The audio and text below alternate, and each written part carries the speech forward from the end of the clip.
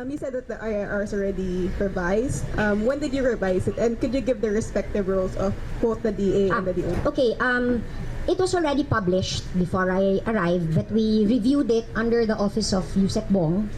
And what I just added was more of to make sure about the budget.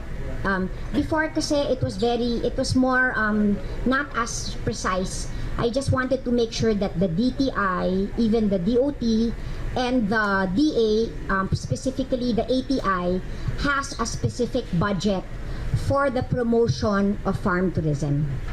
Yun ang medyo kulang. And we also made sure yung mga yung delineation of duties. Ano ba yung sa DA, ano ba yung sa DTI, which was not as clear before. Kasi para wala nang turuan. Tapos like sa promotion, pwedeng DOT, DTI. So it was more of delineation of duties.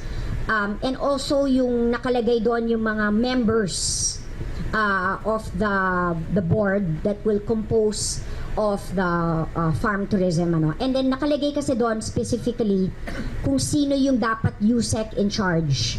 Nakalagay it is suggested that it's the office of USEC Bong suggested, but then we decided to make it USEC Art Bongkato because TRCRG is more in charge of the regional offices.